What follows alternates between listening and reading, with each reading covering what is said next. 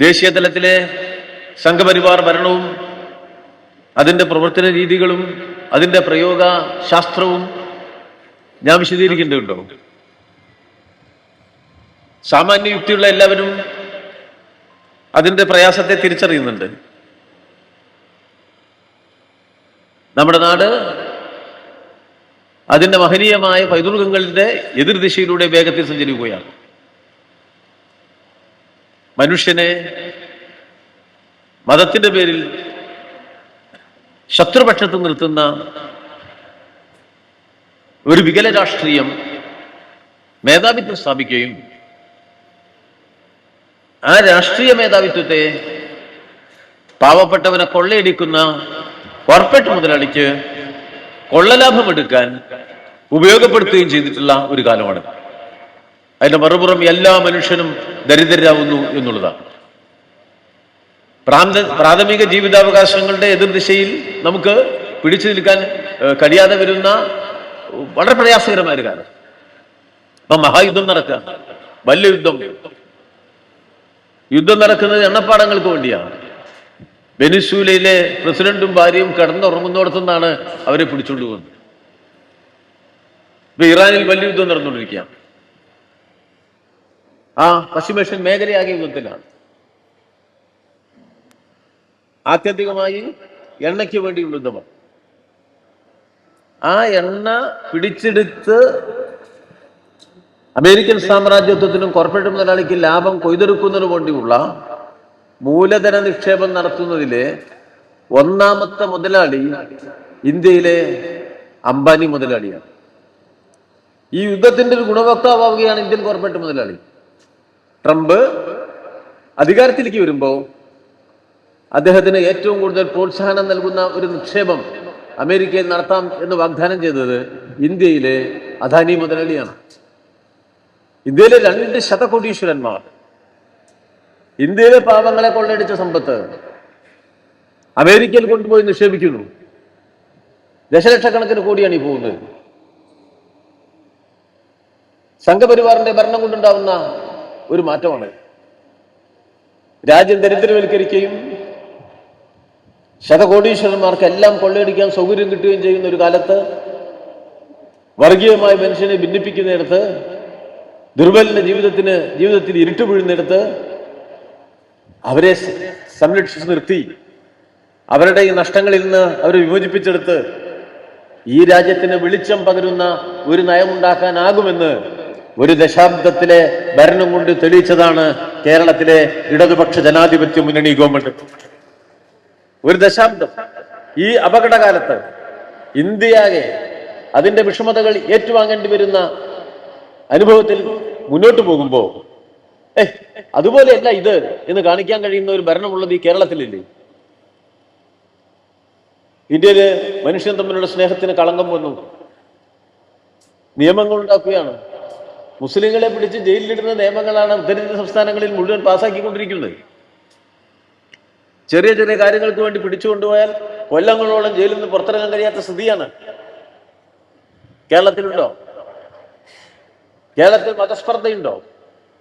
ഇങ്ങനെ ഇരിക്കുന്ന നമുക്ക് അടുത്തിരിക്കുന്ന ആളുടെ ജാതി ഏതാണ്, മതം ഏതാണ്, എവിടുന്ന് വരുന്നു, എങ്ങനെയുള്ള ആളാണ്, അങ്ങനെയൊന്നും ചിന്തിക്കാതെ ഞങ്ങൾ മനുഷ്യരാണ് എന്ന പൊതുബോധത്തിന്റെ അടിസ്ഥാനത്തിലാണ് ഈ മേൽക്കൂരയ്ക്ക് കീഴെ നമ്മൾ എല്ലാവരും ഇരിക്കുന്നത്. നമ്മൾ ഒന്നാണ് എന്ന ഒരു പൊതുബോധ്യം നമുക്കുണ്ട്. കളങ്കവും കന്മഷവും ഇല്ലാത്ത മനുഷ്യ സ്നേഹമാണ് അതുള്ളത് കേരളത്തിലാണ്. അത് തകർക്കാൻ ആരെയും നമ്മൾ അനുഭവിച്ചിട്ടില്ല. ഒരു ദശാബ്ദത്തെ അനുഭവമാണ്. വലിയ മാറ്റം ഉണ്ടാക്കിയിരിക്കില്ലേ കേരളം? ഈ കാലയളവിൽ നേടിയെടുത്ത നേട്ടങ്ങളുടെ നീണ്ട പട്ടിക ഞാൻ ഇവിടെ വിശദീകരിക്കുന്നില്ല.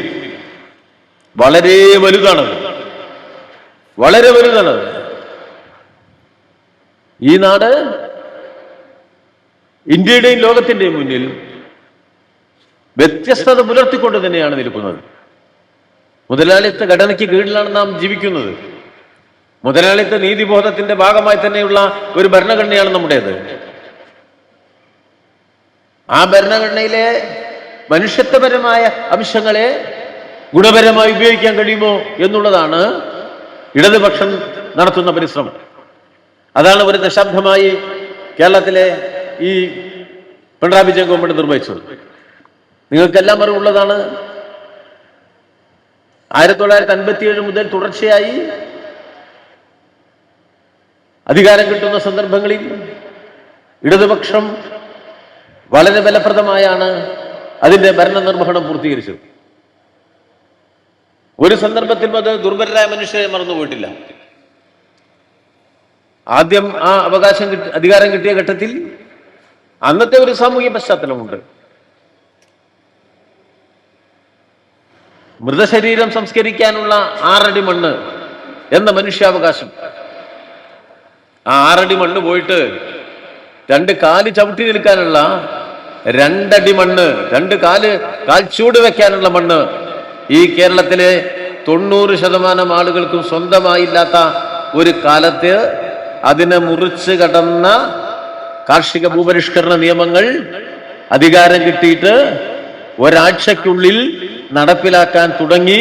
ഒരു ദശാബ്ദം കൊണ്ട് അത് പൂർത്തീകരിച്ച ഇടതുപക്ഷ ജനാധിപത്യ മുന്നണിയുടെ ഇടതുപക്ഷ പ്രസ്ഥാനത്തിന്റെ ഭരണ തുടർച്ചകൾ അതിപ്പോ എവിടെ എത്തിച്ചു? അതിന്ന് 30 കോടി അതിദരിദ്രരുള്ള ഇന്ത്യയിൽ ആ 30 കോടി അതിദരിദ്രരുടെ പട്ടികയിൽ ഒരു മലയാളിയുമില്ല എന്ന അഭിമാന ബോധത്തിലേക്ക് നമ്മെ നയിച്ചു കൊണ്ടുപോകാൻ ഇടതുപക്ഷ ഭരണത്തിന് സാധിച്ചു. ആ 30 കോടിയിൽ ഞങ്ങളില്ല. കേരളത്തെ അത്ഭുതത്തോടു കൂടി നോക്കിക്കാണില്ലേ? അത്ഭുതത്തോടു കൂടി. ആരോഗ്യ ചികിത്സാ രംഗത്ത് 5 വർഷം മുമ്പ് ആശുപത്രിയിൽ വരുന്നത് 8.5 കോടി രോഗികളാണ്. 8.5 കോടി ആൾക്കാർ നമ്മുടെ സാധാരണ ആശുപത്രി ഉപയോഗിക്കുക. ലോകത്തെവിടെയും ഇങ്ങനെ ഒരു സംവിധാനമില്ല. ഈ 5 കൊല്ലം കൊണ്ട് അത് 13.5 കോടി. 13.5 കോടി ആളുകൾ സർക്കാർ ആരോഗ്യ സംവിധാനത്തെ ഉപയോഗപ്പെടുത്താനുള്ള സൗകര്യങ്ങൾ ഒരുക്കി വെച്ചിരിക്കുക. കേരളത്തിലെ ഏത് മെഡിക്കൽ കോളേജിലും ഹൃദയ സംബന്ധമായ ഒരു രോഗവുമായി ചെല്ലുന്ന ഒരാൾക്ക് 2 തവണ ഇഞ്ചക്ഷൻ വെക്കും ശരീരത്തിന്. അതിന്റെ വില 30,000 രൂപയാണ് ഒരു ഇഞ്ചക്ഷൻ. 60,000 രൂപയുടെ ഇഞ്ചക്ഷൻ സൗജന്യമായി കിട്ടുന്ന ഒരു ആരോഗ്യ സംവിധാനം ലോകത്തെവിടെയുമില്ല, ഈ കേരളത്തിലേ ഉള്ളൂ എന്ന് നാം മനസ്സിലാക്കിക്കൊണ്ട്. കരൾമാറ്റ ശസ്ത്രക്രിയ സൗജന്യമായി നടത്തുന്ന ആശുപത്രികൾ കേരളത്തിലാണ്. ഗവൺമെന്റ് ആശുപത്രി എല്ലാ താലൂക്ക് ആശുപത്രികളെയും സ്പെഷ്യലിസ്റ്റ് ആശുപത്രിയാക്കിയത് കേരളത്തിലാണ്. സ്പെഷ്യലിസ്റ്റ് സർജറി ഉണ്ട്. ഈ ഭൂമുഖത്ത് വേറെ എവിടെയെങ്കിലും ഉണ്ടോ? ഭൂമുഖത്ത് എവിടെയെങ്കിലും ഉണ്ടോ? ഒരിടത്തുമില്ല. പൊതുവിദ്യാഭ്യാസം എന്നത് ഏറ്റവും മോശമാണ് എന്ന് പറഞ്ഞത് ന്യൂയോർക്കിന്റെ മേയർ തെരഞ്ഞെടുപ്പിൽ ജയിച്ച വ്യക്തിയാണ്.